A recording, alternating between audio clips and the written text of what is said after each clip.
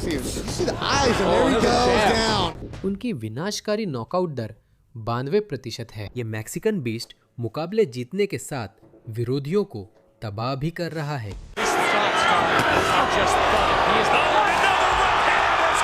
ये है Virgil Ortiz junior. अपराजित मैक्सिकन अमेरिकन डिस्ट्रॉयर अपनी दबाव, बॉडी पंचेस और किलर इंस्टिंक्ट से प्रतिद्वंदियों को हाईलाइट मूवमेंट्स में बदल रहा है। 24 मुकाबलों में 24 जीत और 22 नॉकआउट के साथ उसने उसका सामना करने की हिम्मत करने वाले हर शख्स को रौंद दिया है। और ये तो बस शुरुआत है।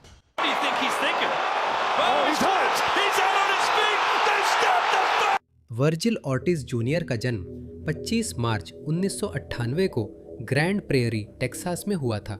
वे वर्जिल ऑर्टिज सीनियर और मेला रिवेल्स के बेटे हैं।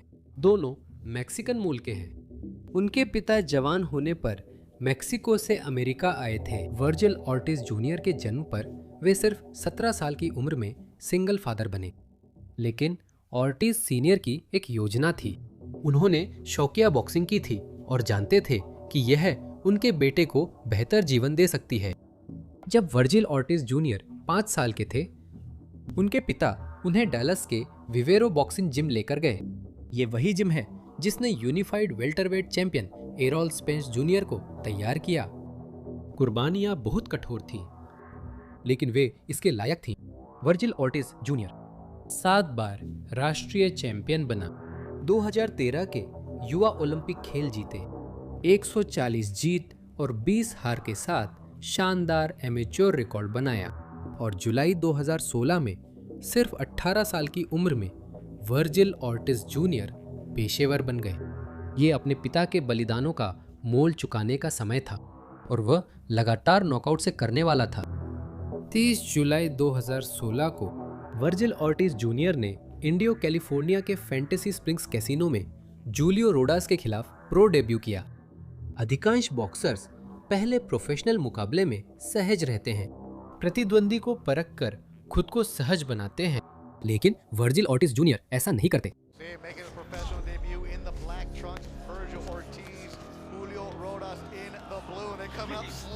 पहले ही पल से ऑर्टिज रिंग में उतरे और रोडास का पीछा करते हुए खतरनाक इरादों के साथ मैच खत्म करने की फिराक में थे और उन्होंने उसे हासिल कर लिया।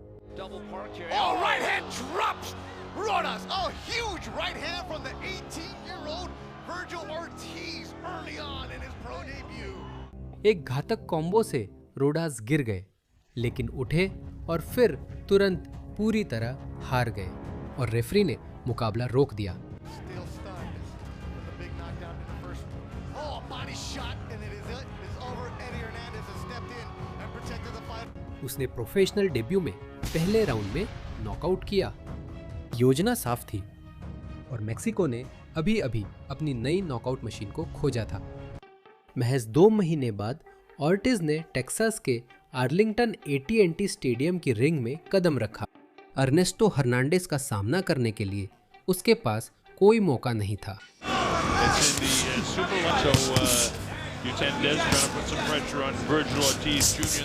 ऑर्टिज ने हर्नांडेज को ऐसे रौंद दिया जैसे वह वहां था ही नहीं और एक जबरदस्त दाहिने हाथ के पंच से मुकाबला खत्म कर दिया, जिससे उनका प्रतिद्वंदी बेहोश होकर रिंग में गिर गया।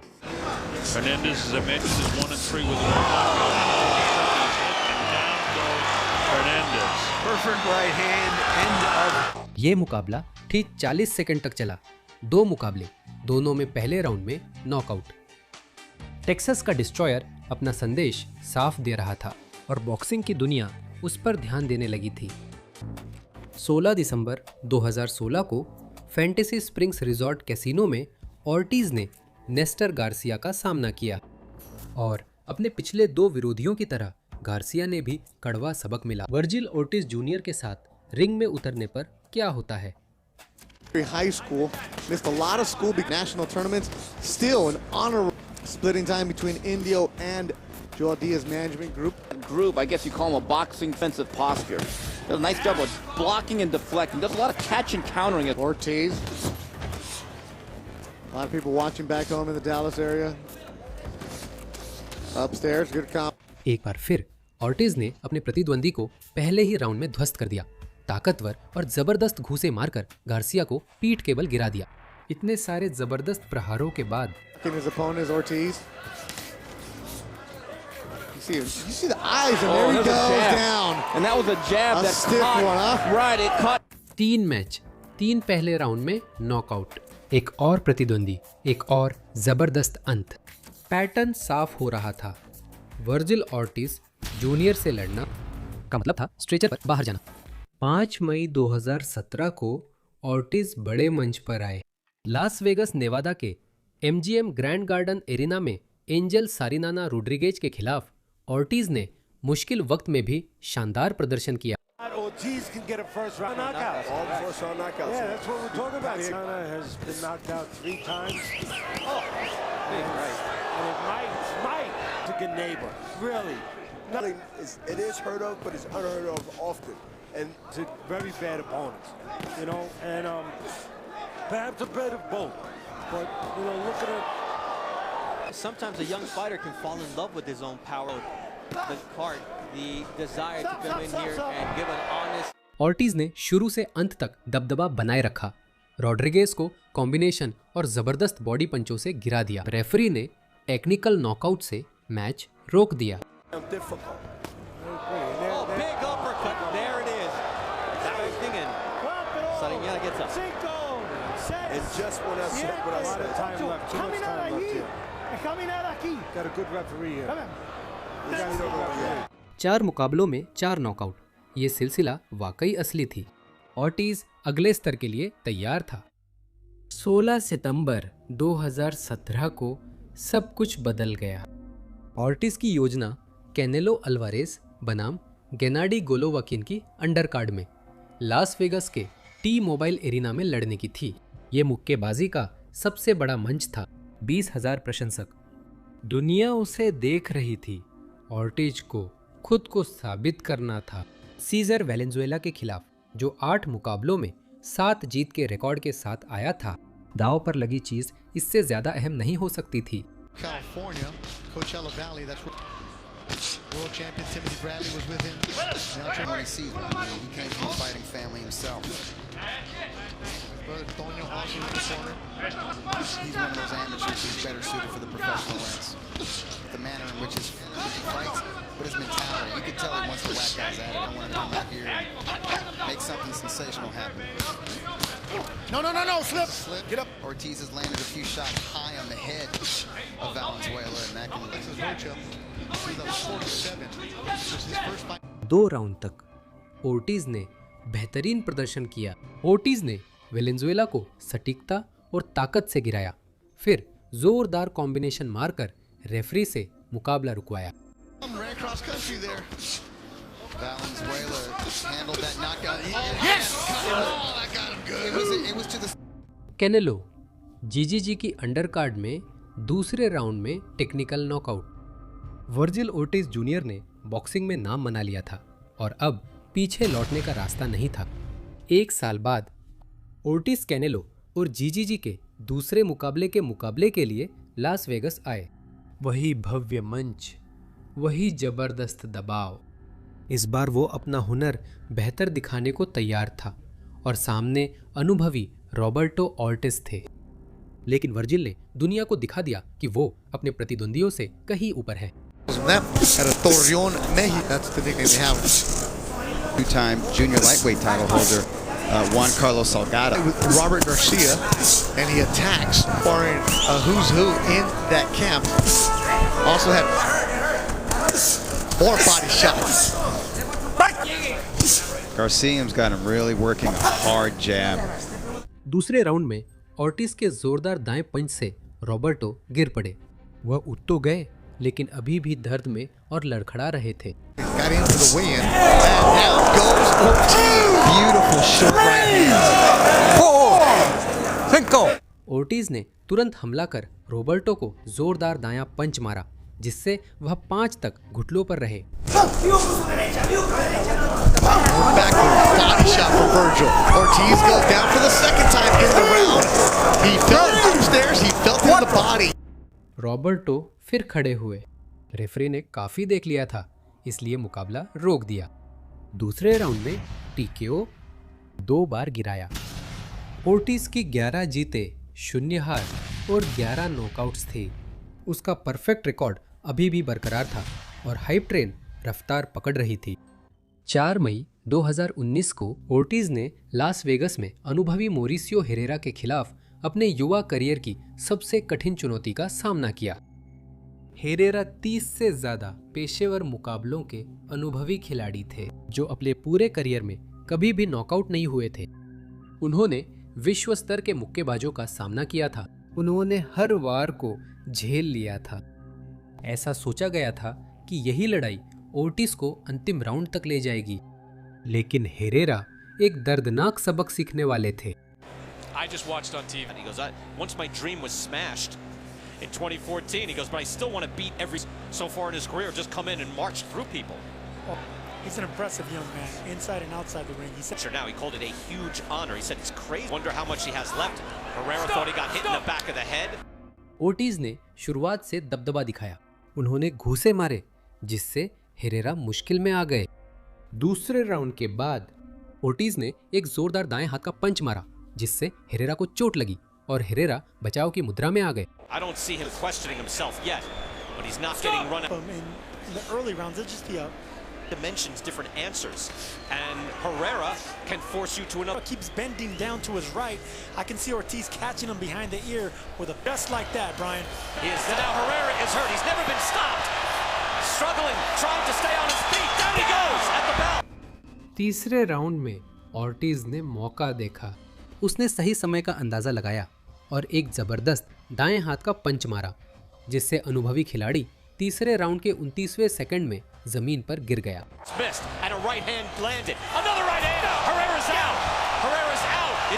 रेफरी ने मुकाबला तुरंत रोक दिया। मॉरिसियो हेरेरा, वह मजबूत अनुभवी बॉक्सर जिसे करियर में कभी नॉकआउट नहीं किया गया, फर्श पर बेहोश पड़ा था। तीसरे राउंड में नॉकआउट 13 में 13 नॉकआउट के साथ 13-0।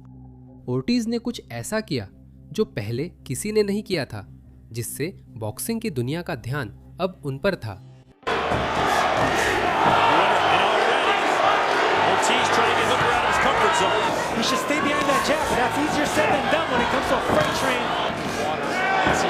लेकिन ओर्टिज का मिशन था राउंड द राउंड।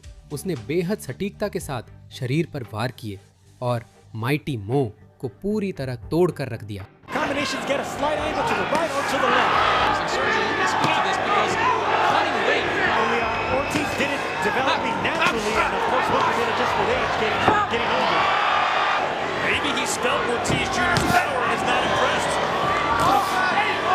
छठे राउंड में ओर्टिज ने शरीर पर एक जबरदस्त पंच मारा, फिर एक दाहिने हाथ का पंच लगाया जिससे हुकर पहली बार जमीन पर गिर गए।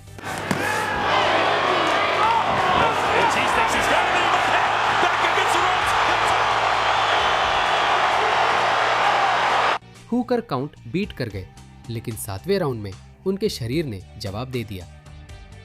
राउंड के 36वें सेकंड पर हुकर को हाथ में चोट लग गई और मुकाबला रोक दिया गया। 7वें राउंड में तकनीकी नॉकआउट के साथ वर्जिल ओर्टिज जूनियर 2 बेल्ट के चैंपियन बने और उनका रिकॉर्ड 17-0 रहा। 17 नॉकआउट के साथ नॉकआउट आर्टिस्ट ने हाल ही में पूर्व विश्व चैंपियन को उसके घर में हराया था। डिवीजन में कोई उसका सामना करना नहीं चाहता था। 14 अगस्त 2021 को ओर्टिज ने अब तक की अपनी सबसे खतरनाक परीक्षा का सामना किया। लिथुआनियाई destroyer Egidijus mean machine Kavaliauskas Ford Center Frisco Texas में। कावालिया उस्कस रिंग में 22-1 के रिकॉर्ड के साथ उतरे। उन्होंने अब तक सिर्फ एक फाइट हारी थी, वो भी वर्ल्ड टाइटल के लिए, pound for pound king Terence Crawford के खिलाफ। वो वर्ल्ड क्लास बॉक्सर था जिसने क्रॉफर्ड को उसकी हद तक पहुंचाया, लेकिन ओर्टिज एक अलग बॉक्सर था। Several box replay there, but that sure looked like a knockdown to me. Kavaliauskas. Ortiz hurts. Thinking in there behind the jab. He's not as aggressive. Oh, a big counter right hand by Mean Machine again. And it is if this fight goes to और दूसरे round में ऐसा लग रहा था कि जो सोचा भी नहीं था वो होने वाला है। कावालिया उस्कास ने ऑर्टिज को जोरदार पंच मारा जिससे युवा चैंपियन लड़खड़ा गया।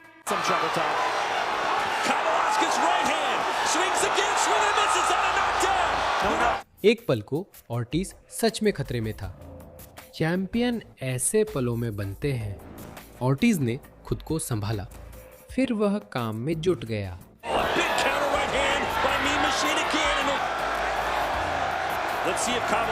राउंड द राउंड ऑर्टिज ने मीन मशीन को कैनवस पर गिरा दिया, लेकिन कावालिया उस्कास बार बार उठता रहा, एक योद्धा का दिल दिखाते हुए। लेकिन ऑर्टिज की ताकत बेहद थी।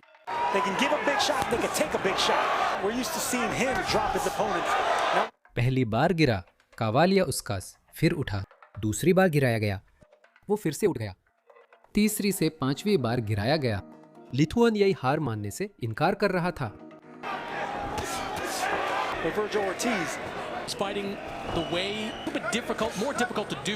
आठवें राउंड में कुल 5 बार गिरने के बाद रेफरी ने मुकाबला रोक दिया।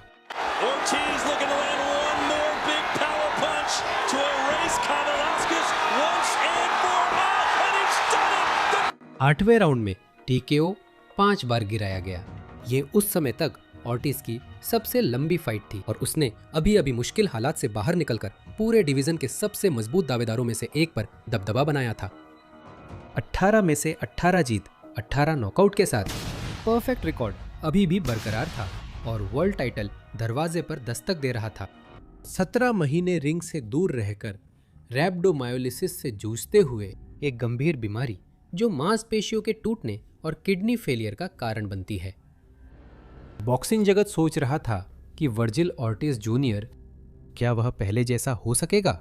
6 जनवरी 2024 को वह लौटा। वह 154 पाउंड में फ्रेडरिक लॉसन से सुपर वेल्टर वेट में लड़ा। संशयवादियों ने आवाज उठाई क्योंकि ब्रेक लंबा और स्वास्थ्य समस्या गंभीर थी। कई लोगों को लगा उसकी ताकत कम हो गई है, लेकिन उसे सिर्फ 2 मिनट 30 सेकंड लगे सारी शंकाओं को शांत करने में।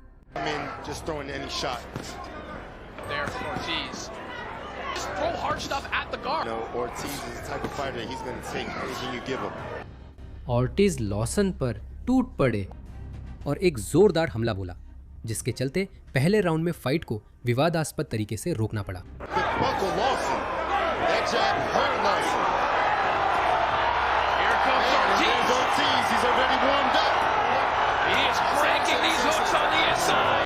दर्शकों ने रेफरी की हूटिंग की क्योंकि उन्हें लगा लॉसन लड़ सकते थे, लेकिन संदेश साफ था।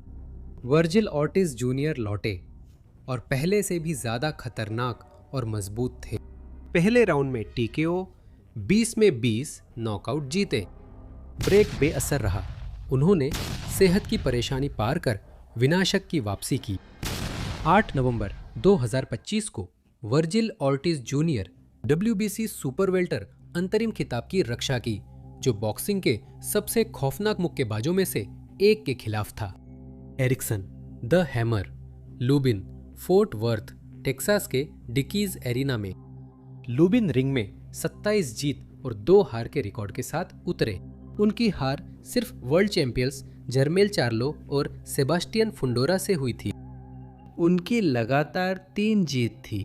उनमें नॉकआउट करने की ताकत थी, जिससे उन्होंने अपने करियर में कई विरोधियों को ढेर किया था।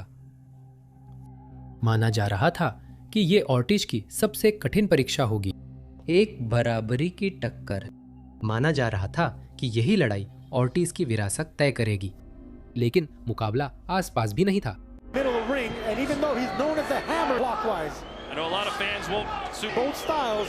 Against Vergil Ortiz tonight. And Vergil Ortiz looks like the bigger man in the ring, but this is nice right to the body. शुरुआत से ही ऑर्टिज ने अपना दबदबा बना लिया। उसने सटीक ताकतवर पंच बॉडी पर जबरदस्त वार किए और कॉम्बिनेशन बरसाए, जिससे द हैमर तुरंत पीछे हट गया। With both fighters yesterday, we asked them what their strength. Start the onslaught, but take your time. Lubin, who seems to be content leaning against the ropes. And there's that left hook that I was talking about. Vergil. Lubin ने पलटवार करने की कोशिश की, लेकिन Ortiz बिल्कुल ही अलग स्तर पर था। फिर दूसरा राउंड आया और तूफान टूट पड़ा। ऑर्टिज ने अपने प्रतिद्वंदी को घेर लिया, उसे रस्सियों पर दबोच लिया और बिना किसी जवाब के लगातार घूंसे बरसाने शुरू कर दिए, जब तक रेफरी को मुकाबला रोकना ही पड़ा।